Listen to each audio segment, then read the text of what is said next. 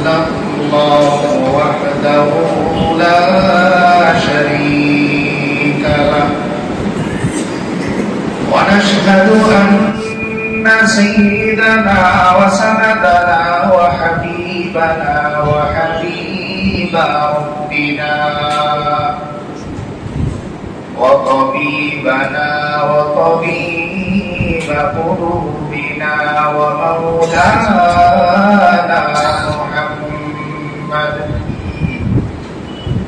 ومولانا محمدا عبده ورسوله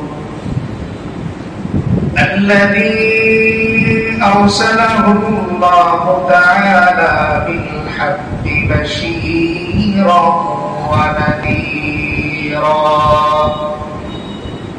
وداعيا إلى الله بإذنه وسراجا منيرا صلى الله تعالى عليه وعلى آله وأصحابه وبارك وسلم تسليما كثيرا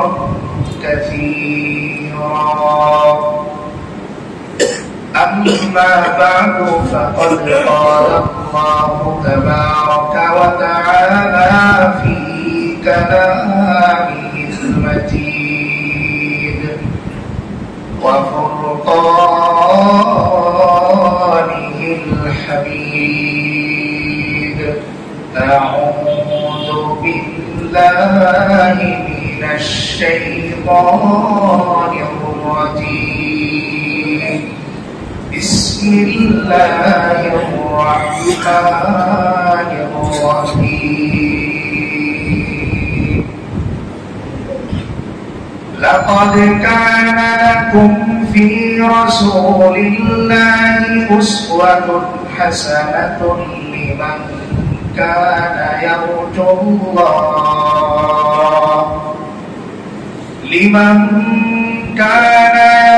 الله واليوم الآخر وذكر الله كثيرا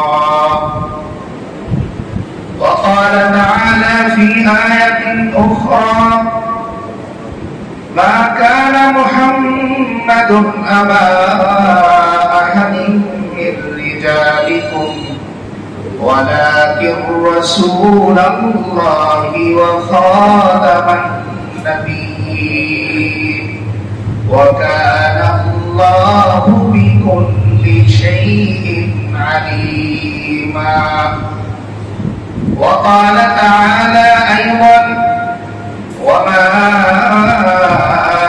أرسلناك إلا رحمة للعالمين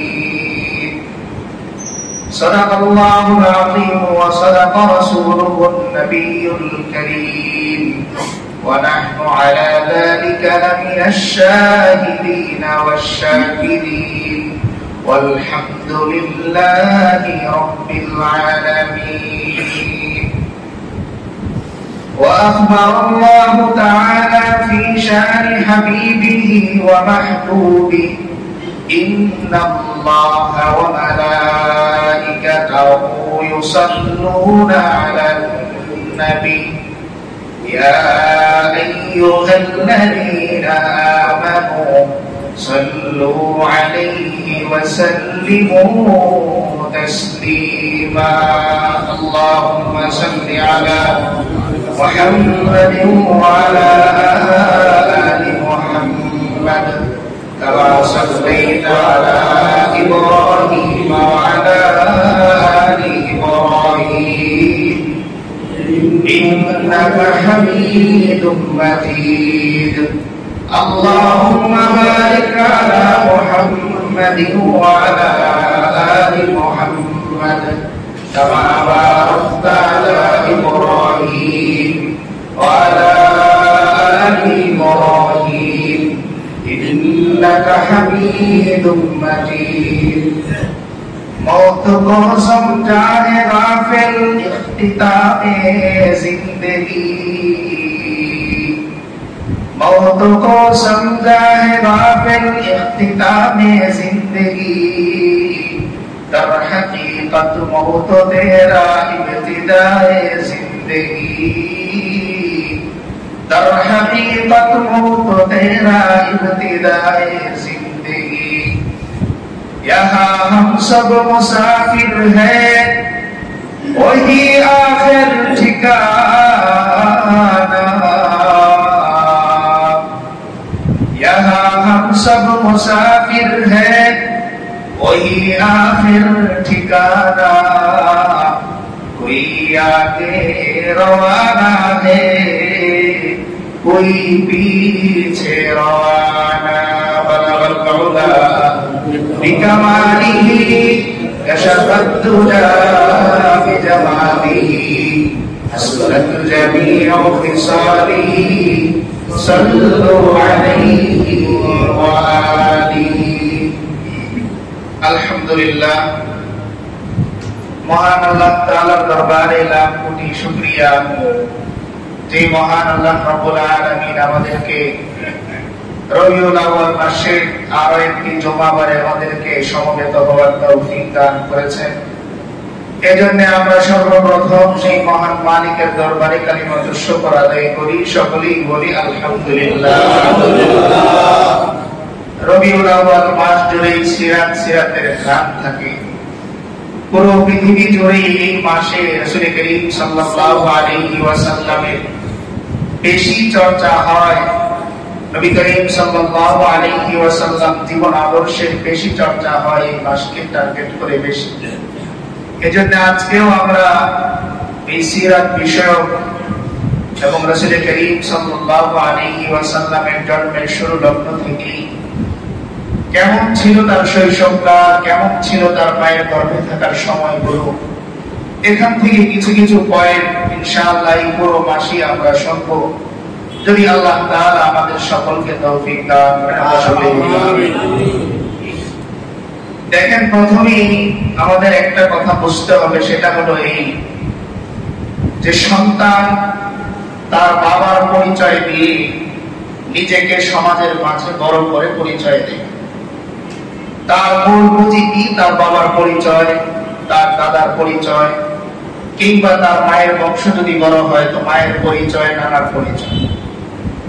আমরা আল্লাহ তাআলার মেহেরবানিতে বিনা দরখাস্তে এমন একজন নবীর উম্মত হতে পেরেছি, যেই নবীর শান মান শুধুমাত্র দুনিয়ার মানুষ বর্ণনা করেছেন তা নয়, বরং স্বয়ং আল্লাহ কোরআনে কারীমের মধ্যে বর্ণনা করেছেন। সুবহানাল্লাহ। আজকে পুরো পৃথিবীর সবচাইতে ক্ষমতাবান যেই মানুষটি, সবচাইতে ধনী যেই মানুষটি, সে যদি কারো নাম প্রশংসার বাণী সহকারে উল্লেখ করে, ওই মানুষটা পুরো পৃথিবীর মধ্যে একজন ফেস ভ্যালুওয়ালা মানুষ হয়ে যাবে। নবী করিম সাল্লাল্লাহু আলাইহি ওয়াসাল্লামের ফেস ভ্যালু, তার মর্যাদা আল্লাহ তাআলার কাছে এত বেশি উন্নত ছিল যে স্বয়ং আল্লাহ নিজের নবী করিম সাল্লাল্লাহু আলাইহি ওয়াসাল্লামের প্রশংসা কোরআনের মধ্যে করেছেন। সুবহানাল্লাহ। অন্যান্য নবীদেরকে দায়িত্ব দিয়ে দিয়েছেন যে তোমরা যেরকম নবুয়তের রিসালাতের দাওয়াত মানুষের কাছে পৌঁছাবে, পাশাপাশি আমার শেষ নবী, আমার মাহবুব নবী, আমার হাবিব নবী, ওই নবীর কথাও অগ্রিম তোমরা তোমাদের উম্মতদেরকে জানিয়ে দিবে। এজন্য আমরা গত সপ্তাহে আলোচনা শুনেছি যে হযরত ইব্রাহিম আলাইহিস সালাম, তিনি বংশের সূত্র ধরে যদি আমরা হিসাব করি তিনি মুরব্বী, কিন্তু আল্লাহ তাআলার কাছে তিনি তার বংশের মধ্যে এই আখিরি নবীর আগমনের জন্য দোয়া করেছেন। সুবহানাল্লাহ।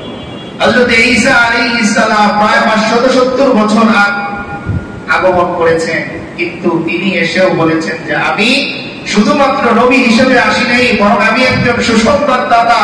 পুরো পৃথিবীর মানুষকে আমি জানিয়ে দিতে এসেছি যে অচির এই একজন নবী আসবে, যেই নবীকে আল্লাহ তাআলা পুরো পৃথিবীবাসীর জন্য রহমত স্বরূপ করেছেন। সুবহানাল্লাহ। অন্যান্য নবীরা উম্মতের প্রতি এসেছেন, আর রাসূল করিম সাল্লাল্লাহু আলাইহি ওয়াসাল্লাম